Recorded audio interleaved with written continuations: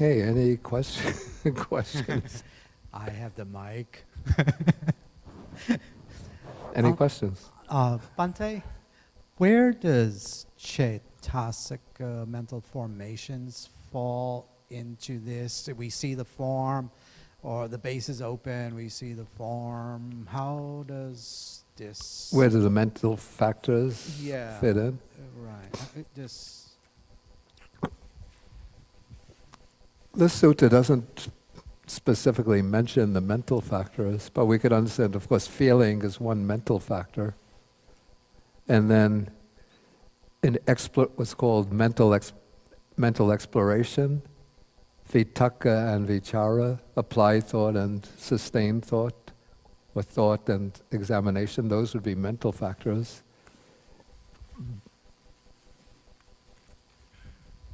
And so, of course, the mental factors are there, but this isn't, in that respect, this isn't an Abhidhamma text which is concerned with analyzing mental factors and classifying them. So the mental factors are sort of left a little bit on the sidelines as a particular class.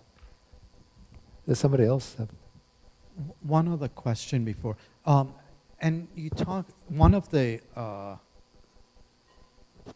doors or the basis would be... I think it's... one of the bases would be consciousness. One of the objects is consciousness. But how does consciousness reference or observe consciousness? Can you talk a little bit about that? This was a point of, again, this issue isn't brought up directly for discussion in the suttas, though the Buddha speaks, for example, about mindfulness of the mind. So citta is one of the objects of mindfulness in the four foundations of mindfulness. But the issue isn't brought up, or that type of question doesn't come up in the suttas themselves. And so it became a bit of like a point of controversy and different opinions amongst the different schools of Buddhism.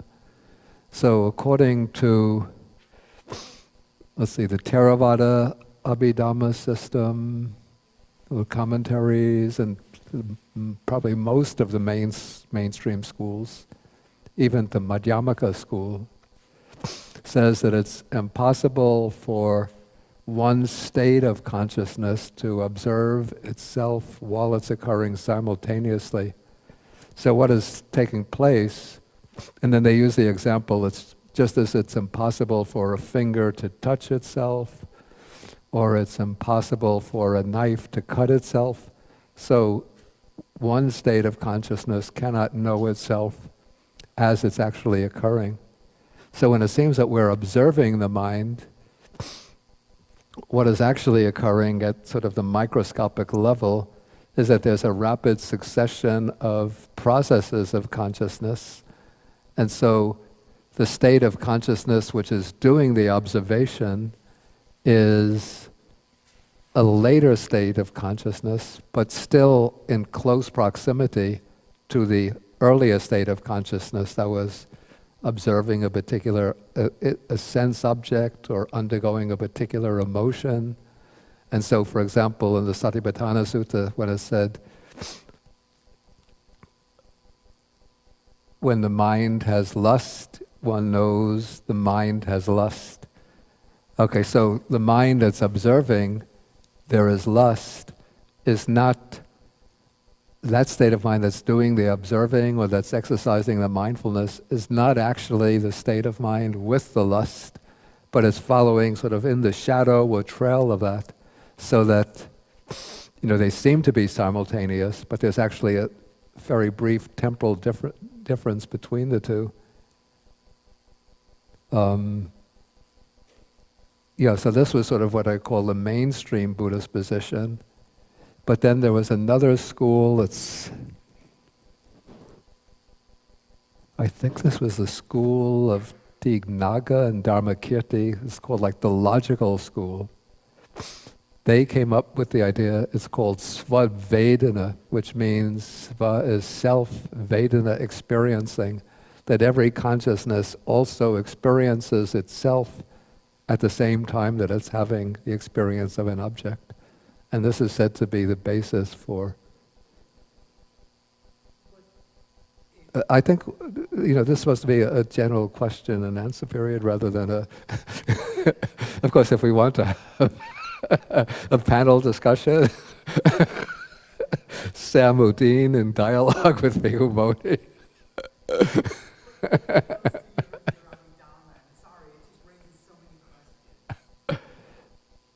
Richard had something to say. Oh wait, Stephen, did you have a question? Yeah, you have the mic. Let you.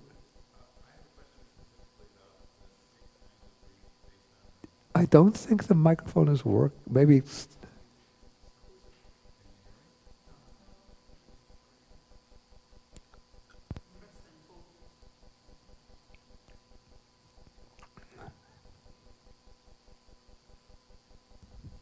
Okay. Yeah. Sorry. Okay. I have a question about the 6 kinds of grief based on renunciation. Yeah. Are these to be looked at as positive things? Because I wonder if this sort of points to a little bit about the wanting of enlightenment or the wanting of some sort of attainment, which of course leads to a sense of lack while you're wanting it.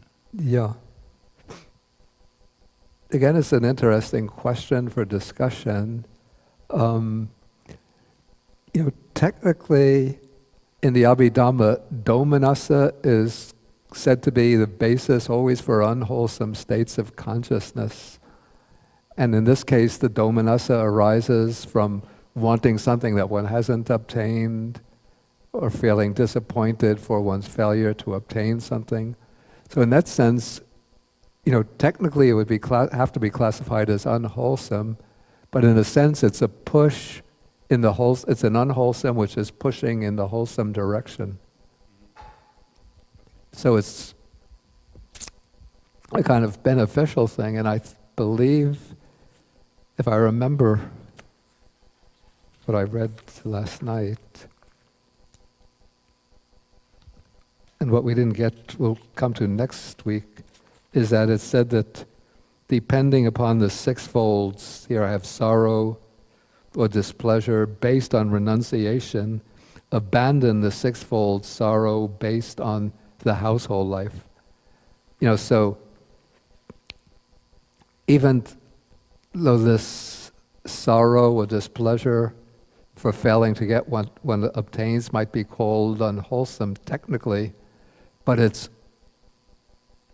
can be viewed positively because it's removing one from the sorrow based upon worldly desire towards the desire for spiritual realizations. Okay, thank you. Okay, now we can pass down to Richard. Yeah, it strikes me that the first Abhidhamma school, right, has an assumption that you can only be conscious of one thing at a time, but it doesn't seem to be stating the basis of that assumption. Yeah. It strikes me it's really a kind of you can't walk and chew gum at the same time school, right? And then the second school says, well, you can walk and know you're walking at the same time. Yeah. But it's not really saying you can walk and chew gum at the same time, right? It seems to me that there's plenty of evidence that you can do at least 3 things at once. That is, you can walk and chew gum and know that you're walking and chewing gum at the same time, right? I mean, I don't see any problem myself with believing that I know what's in my visual field at the same time that I'm hearing something, right? And that I may be hearing something that has nothing... Wait just a second, my attention was deflected by... And I can't listen to 2 sounds at the same time. But then how do you listen to a symphony? Yeah, I mean, with so many instruments playing at the same time. Yeah, exactly. I mean, you may have 100 instruments in a symphony. With one You massive can't hear them sound. all separately, but you certainly can hear them. Mozart, he'd go to a concert when he was 5 years old. He'd come back and he'd write down every note. Sometimes when there are like 8 parts going at once, he remembered them all distinctly, right? So now how do you describe Mozart's consciousness then? I have to say, it seems to me that this scholastic or Abhidhammic way of treating consciousness is an oversimplification. I believe that the mind is really like there's a name for these kind of computer parallel, is that what they call it, parallel processes? Oh, okay. Johnny is in the computer field. Yeah, so that it can actually really process several things going on at the same time. But what they would say, I'm taking the standpoint of, the strict Abhidhammika about your walking and chewing gum.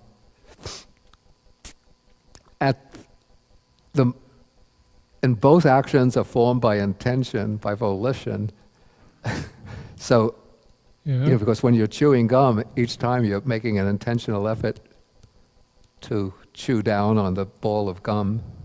And also, as you're walking, you're making an intentional effort to take each step. So what they would say is that if you put the mind series under a psychic microscope, you'll see that there are alternating or altering thought processes. With one thought process, one is making the determination, squeeze down on the gum. With another thought process occurring a few microseconds after, you're having the volition lift the right foot. Then another volitional process, relax the jaws on the gum. Another volitional process, bring the right foot forward. But that doesn't explain how you are able to track each of them. It just makes an added complication, because if the events have to be discrete and separate, then you have to explain how you're able to get from one event in your jaw to the next event in your jaw when it's interfered with by the event with your foot. Yeah. Right? Which just seems to make it more complex. Yeah, I mean, I have to say, as I said, that it seems to me that this perspective on the mind as being able to exercise only one volition at any moment is an oversimplification of what But that's not a question of consciousness, that's a question of volition. For instance, what if your stomach is growling at the same time? Because your peristaltic processes is getting noisy. Well, that's not volitional, and yet you can notice it. Okay. Right? And so consciousness has to be distinct from volition. I use volition, but I would apply the same thing to consciousness. Like I'm seeing you and hearing you at the same time. Of course, again, the Abhidhammika would say that what's going on at the microscopic level is that there are, very, very evanescent process by which I see your image, then in almost immediate succession, another process by which I hear your voice. Yeah, but that's an inference. It's not an observation. That is, it's an inference, and it's an inference without the stated assumptions. Yeah, I mean, I admit that, So, okay.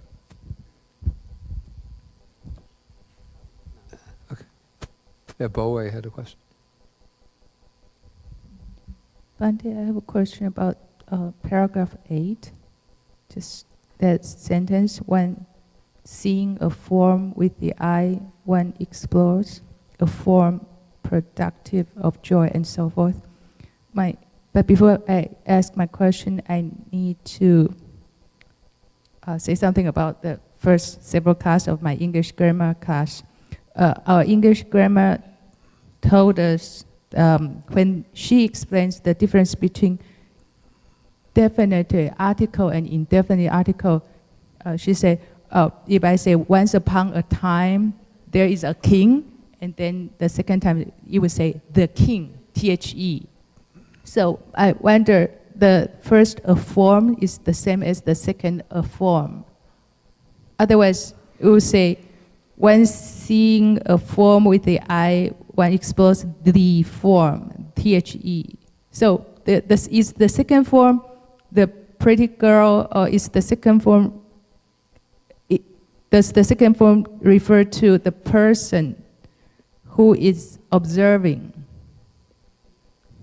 Otherwise, how come the second form starts with A? So it's one form and not exactly the same person, the same form. One seeing a form with the eye. Right. And on seeing a form with the eye, one explores a form productive of joy. So what does the second form refer to? Is the same as the first one, or the? Yeah. The form productive of joy is the form that one is seeing with the eye. So how come it's not the form? Like we say, once upon a time there is a king, and the king does this, did this and that. So the second form, could it be possible the person who is observing? So otherwise, what's the use, the purpose of observing another person's form all the time? Basically, it's about the practitioner himself or herself. So if the second form is the practitioner himself, no, it's not possible at It's all? speaking about an external object. Oh, okay. Okay, so when on seeing a form, let's just make it very simple. On seeing a patch of grass,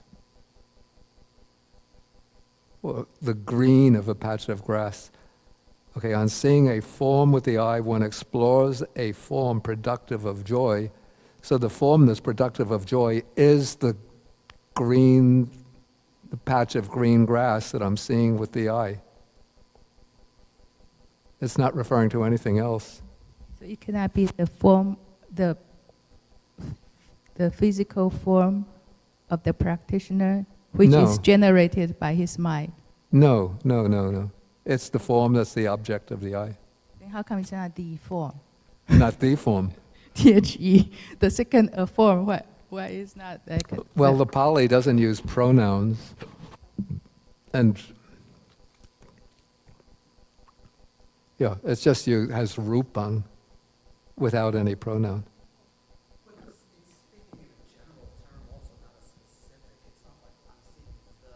Yeah. Yeah, it's just describing a very general case. Okay, Tracy? This might be beyond today's discussion, but I'm wondering about the transition from householder to renunciate. Like, how does renunciation arise? It seems like we're so conditioned. Yeah. And yet there has to be a space where renunciation can appear. Does this model offer insight about that? Yeah. I mean, what you say is true, but, the sutta isn't concerned with that process here, but it's really just setting up sort of a contrast or a dichotomy in order to show, the difference in the distinctive quality of the joy, displeasure, equanimity associated with what I call worldliness, or with worldly attachment, and the joy, sorrow, displeasure, equanimity connected with renunciation or with liberation. But there are other suttas which deal with, many other suttas with making the transition from one to the other. Did you have Edwin? Yeah. And then Allison. Oh, I'm sorry. Yeah, well, actually, I'm going further into the chapter, but this is based on depending on this, abandon that. In other words, if you depend on that, then you abandon that.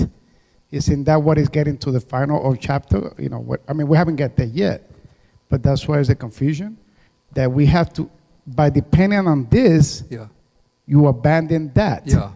So therefore, is what he's saying is if you depend on one thing, right, which is equanimity, actually the household, then you abandon that. Equanimity goes into the meditative state. Isn't that would be answering this? I mean, the 36 positions of beings, would it be? Are you presenting this as an answer to Tracy's question? Or? Yeah, I'm just thinking that maybe that's where the confusion comes in, that the end of the chapter is explaining the 36 of positions of beings is actually depending on this, abandon that. So it's going back into saying by depending on this, equanimity, you let go of household life, and then you go into renunciation. Let me just take another look at that.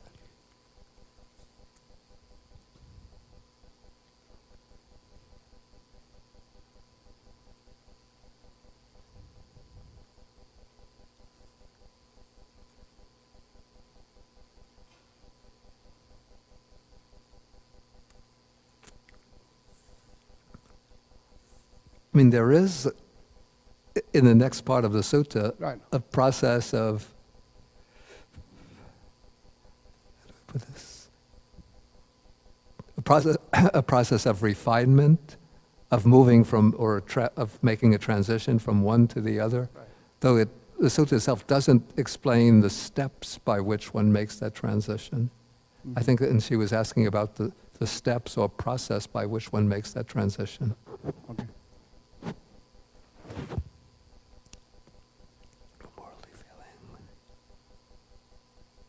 Because there's still, depending on the sixfold joy based on renunciation, abandon the sixfold joy based on the household life. Right, so you abandon Actually, maybe you could even see that as a way of making that transition. Though it's not explored in any detail, but it's, if one draws out the full implications. And then Allison had a question, then Sam, then Poe. Bhante, would you not think that, breaking these into the householder and the renunciate is a little redundant, because the underlying joy, displeasure, and indifference are the three states, and a person who's a householder and can get to that state is not as good as a renunciate who is at that state? Did you come a little bit late? I did, probably, yeah. Yeah. What I explained when I introduced these terms is that even though it uses the term the household life, or literally is gehanisita, depending upon the home or the house, and then that's contrasted with renunciation, I said that we shouldn't interpret this in terms of the polarity of the householder or layperson versus the monk or monastic, but sort of these are just maybe figures of speech indicating that which is on the side of attachment or bondage to the worldly life, and that which is on the side of detachment, renunciation, the move in the direction of liberation. So it's not sort of necessarily tying these to conceptions of particular individual types of persons, but it's using this as sort of general categories to indicate the nature of this joy, displeasure, and equanimity. Right, thanks. Okay, we were moving.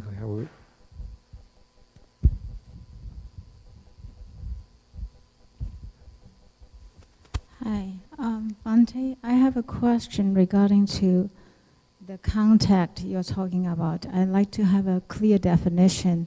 When you say contact, in order to have a contact formed, had to have a sangati, three things together. Yeah. Okay.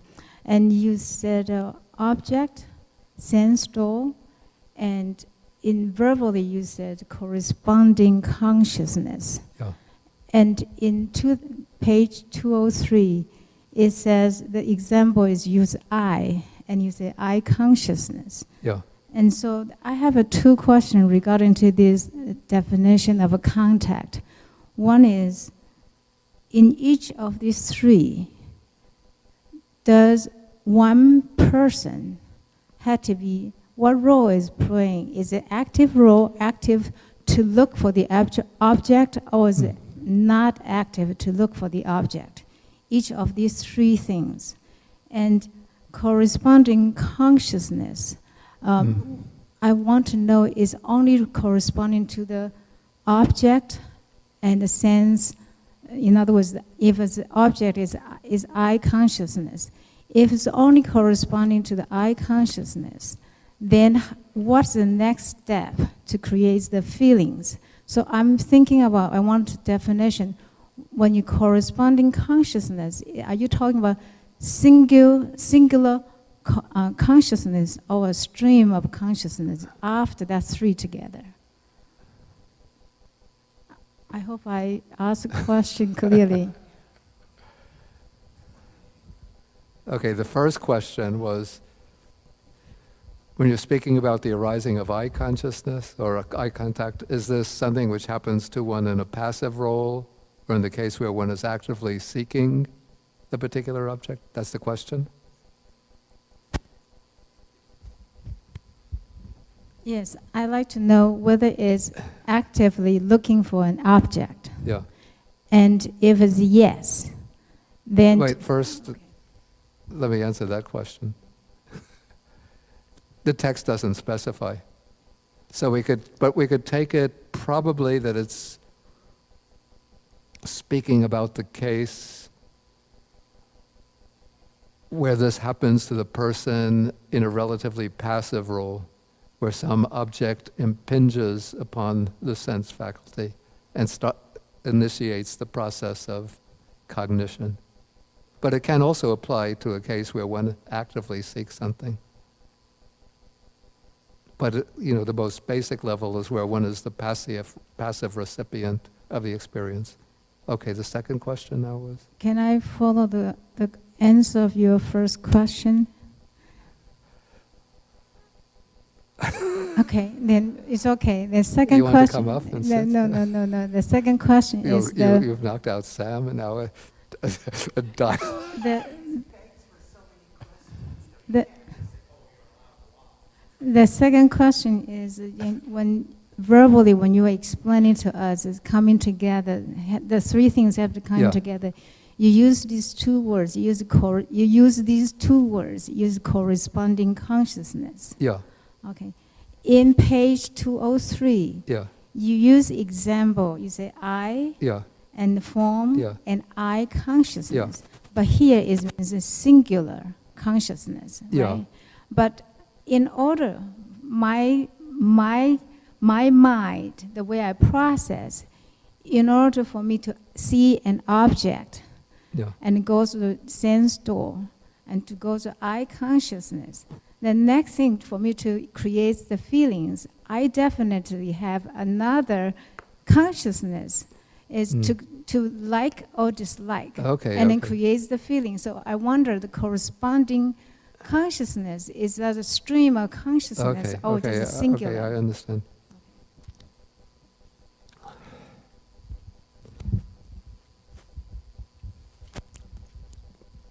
Okay, when I use the term corresponding consciousness, what I mean is that in the case of the eye in visible form, there is the eye consciousness. Then I said, and so for the corresponding types of consciousness, that is when there's an ear, a sound in the ear, then it'll be ear consciousness, nose and smell, nose and an odor, nose consciousness, and so on.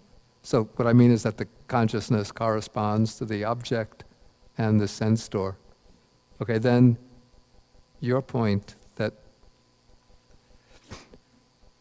when you experience the form that occurs on one occasion, then it takes some the process goes on for some time, then you have the feeling, and then after that you have what?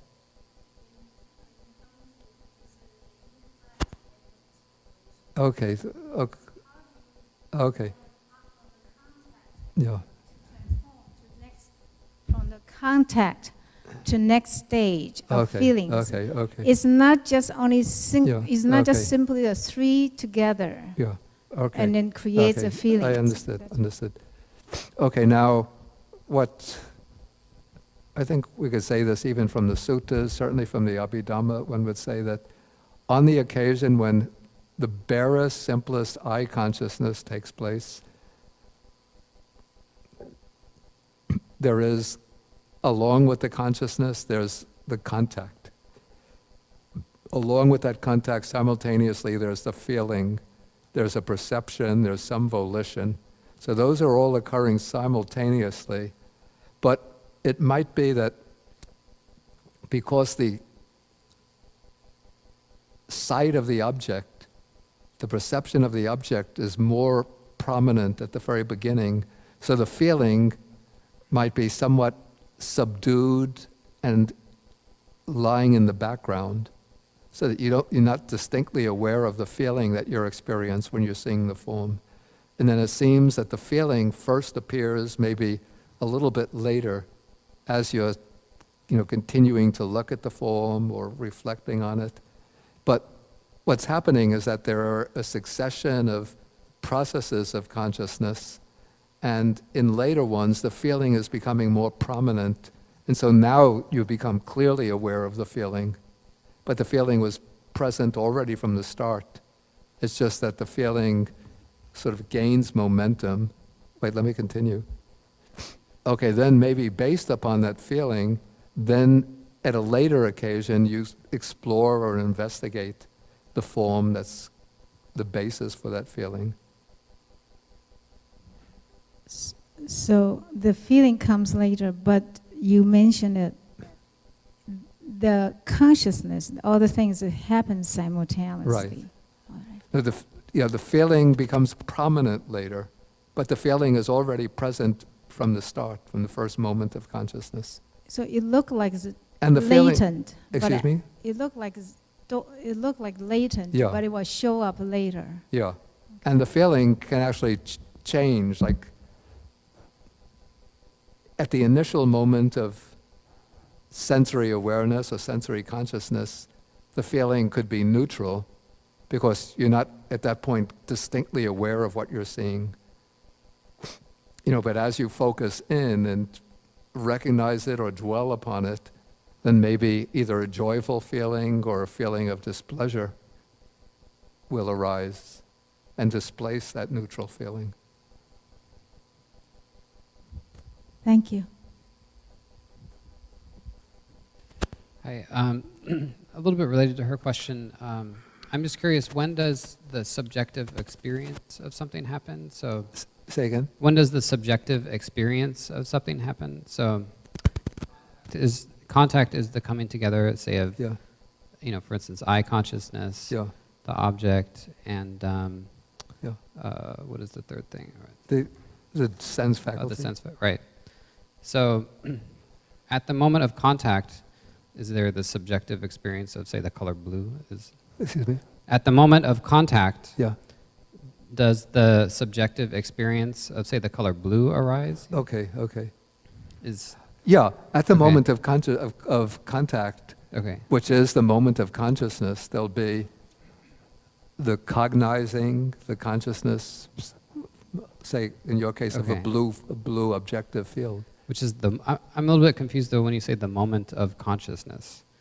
Because contact supposedly is the coming together of consciousness, which already existed. Well, actually, this is an interesting point. The text seems to be saying that consciousness is there before contact takes place. Right. But actually, looking at it in terms of conditionality, when consciousness arises, contact is present. There's no case of consciousness existing prior to contact. but the two are they're called mutuality conditions or reciprocity conditions. The two are supporting each other from the start. Okay. I thought maybe consciousness was the capacity to have subjective experience, but... No, here it's being used in the sense of the actual knowing, the experiencing of an yeah, object. Okay. Yeah. All right, thanks.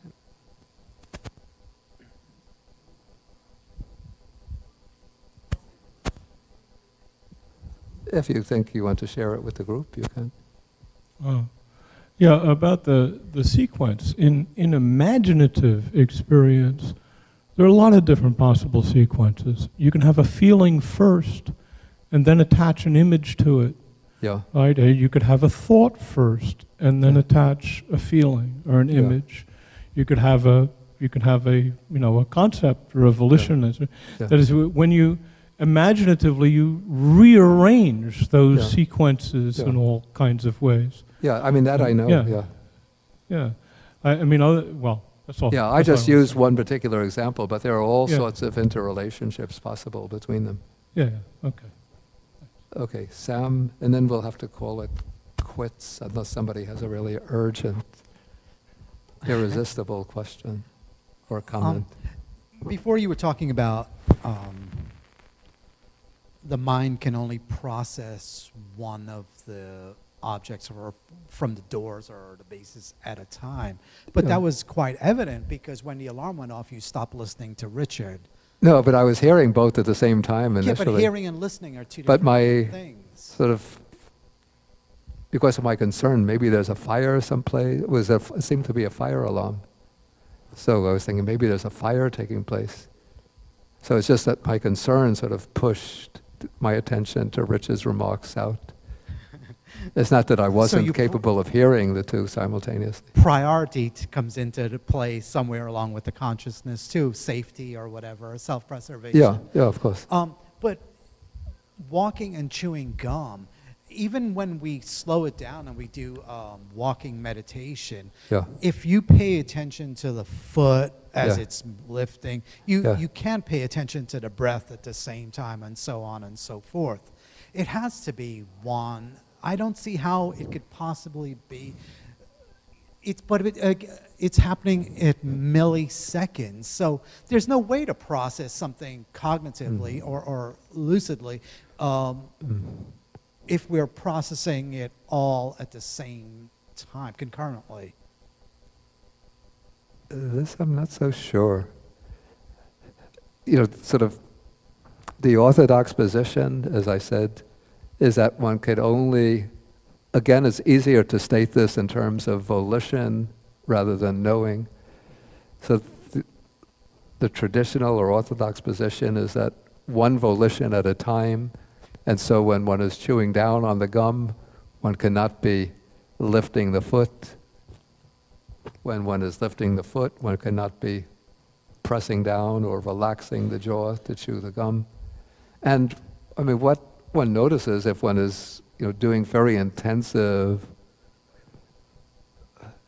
mindfulness meditation, we actually practice like breaking a step down and to 6 or to 8 phases so that you could see in each step that you're lifting, bringing the foot up to its, lifting the foot, bringing it forward to the point where it's equal with the other foot and extending the foot in front, putting it down, pressing it down. And so one is breaking the step down into these places. And when you're doing it with mindfulness, then you see that you're exercising each volition separately. But maybe this is because one is adopting this particular pose or particular method of mindfulness. And so for this reason, one is exercising each volition separately. But I took a walk this morning, and if you ask me how many volitions was I aware of? But that's exactly it too, Bhante. There's voluntary and involuntary. We don't tell ourselves to breathe, or we're not even conscious that we're breathing or walking. Yeah, of course. Well, breathing occurs without any volitional effort at all, but it would seem that each step that I take is the function of a choice that I make to take that step. And if it's a function of a choice, then there has to be a volition behind it. one last thing. How can you have consciousness first or concurrently if there's nothing to refer to? Can you have, you can't have consciousness without cause or condition, right? Whoever said that there's consciousness without cause or condition? What is there to reference? How can I know something is red if I've never seen red before? I don't understand the question. How can we have knowledge, consciousness, mind, if we don't have anything to reference back to?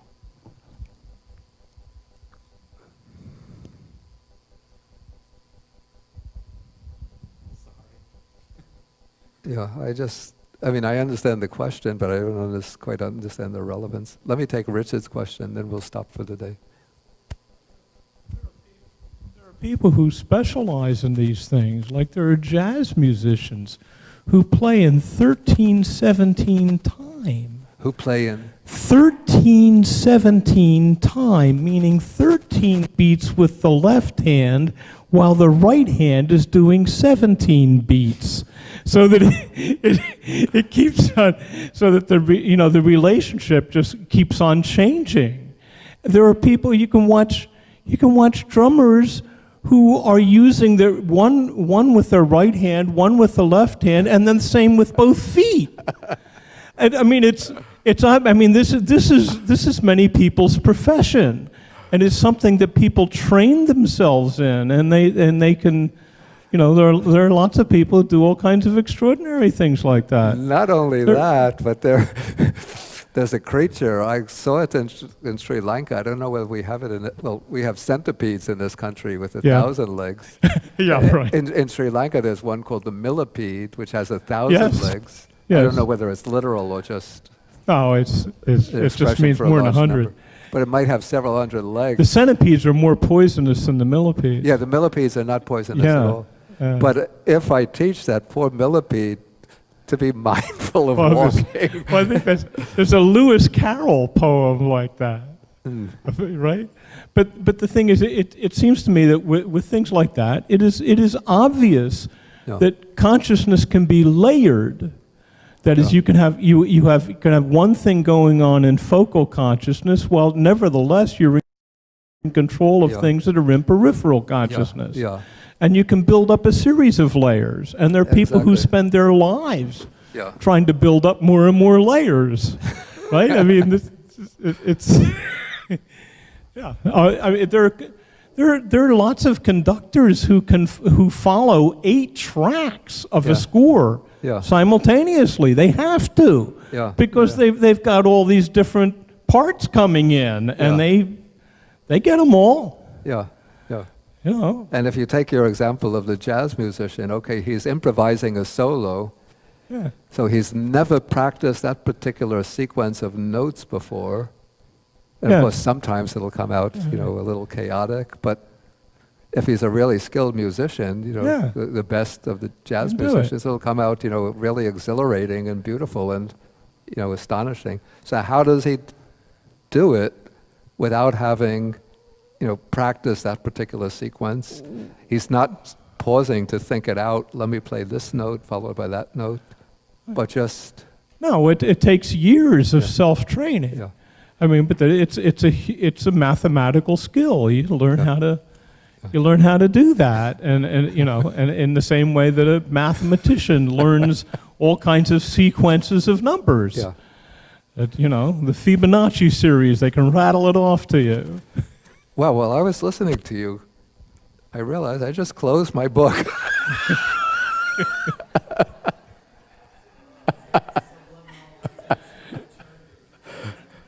Well, not only to Richard. Poker players are like this too. There are people who play cards and who are continually aware of all the cards in the deck. Okay, I think we have to end for the day.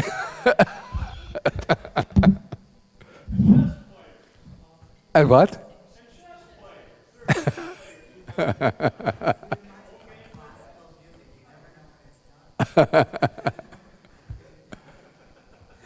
Okay, let us end with three bows to the Buddha.